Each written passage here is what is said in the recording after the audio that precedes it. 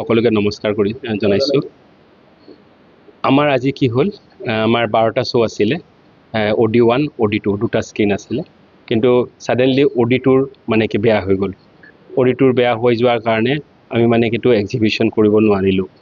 আৰু বহুত দৰ্শক আহিছে, যিহেতুকে এই চিনেমাখন এটা সৰু সুৰা চিনেমা নহয়, এটা আৱেগৰ লগত জড়িত আছে। ইমান য়াং আহিছে আৰু প্ৰত্যেকজন মানুহৰ মেণ্টেলিটি বেলেগ বেলেগ।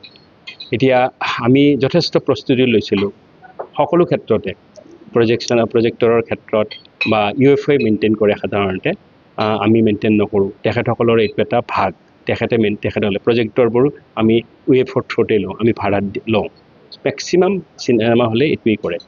আৰু বাকীখিনিও আমি কৰি আছিলোঁ, যেনেকৈ মেডিকেল ইমাৰ্জেঞ্চি হওক, ফায়াৰ হওক, এই গোটেইবোৰ প্ৰস্তুতি কৰাৰ পাছতো আজি ছাডেনলি আমি এনেকুৱা ধৰণৰ এটা পৰিস্থিতি ফেচ কৰিলোঁ।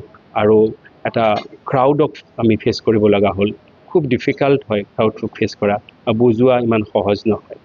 তাৰ পাছত আমি কি কৰিলোঁ, লাষ্টত আমি গুৱাহাটীৰ পৰা টেকনিচিয়ান মাতিলোঁ। টেকনিচিয়ানে তেখেতসকলে ক'লে যে প্ৰজেক্টৰটো এটা নতুন আৰু এটা বহুত ভালেই প্ৰব্লেম হৈছে, আমি যিটো মাইনৰ বুলি ভাবিছিলোঁ এতিয়া ভালেই। গতিকে আজি ছামাৰিলি গোটেই OD2ৰ শ্ব'খিনি আমি কেঞ্চেল কৰিছোঁ। হোপফুলি বাই 7 o'clock আমি নতুন এটা প্ৰজেক্টৰ পাম, 7 PM আহি আছে, আজিয়েই পাম। গতিকে আমি শ্ব' কৰিম নে নকৰিম এই ক্ষেত্ৰত আমি সিদ্ধান্ত লোৱা নাই, কাৰণ কিবা এটা সিদ্ধান্ত ল'লে উই শ্বুড বি ভেৰি কেয়াৰফুল। গতিকে আমি এতিয়াও সিদ্ধান্ত লোৱা নাই।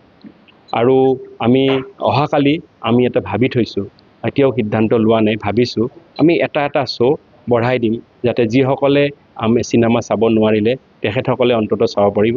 তেতিয়াহ'লে হয়তো মধ্যৰাতি হ'ব পাৰে, নহ'লে আমি কিছু টাইম এডজাষ্টমেণ্ট কৰি যাতে 1 বজাৰ আগত শেষ কৰিব পাৰোঁ, তেনেকুৱা এডজাষ্টমেণ্ট আমি ভাবিছোঁ। আৰু আপোনাৰ জৰিয়তে মই সমূহ দৰ্শকলৈ মোৰ ধন্যবাদ যাচিছোঁ ইমান ধুনীয়াকৈ সহায় কৰাৰ কাৰণে। আৰু মই তেখেতসকলৰ আগত ক্ষমাৰ প্ৰাৰ্থী বুলি মই ভাবোঁ। আৰু যদিও কিছু ক্ষেত্ৰত মোৰ কণ্ট্ৰলৰ বাহিৰত, তথাপিও নৈতিকভাৱে মই তেখেতসকলৰ ওচৰত ক্ষমা বিচাৰিছোঁ।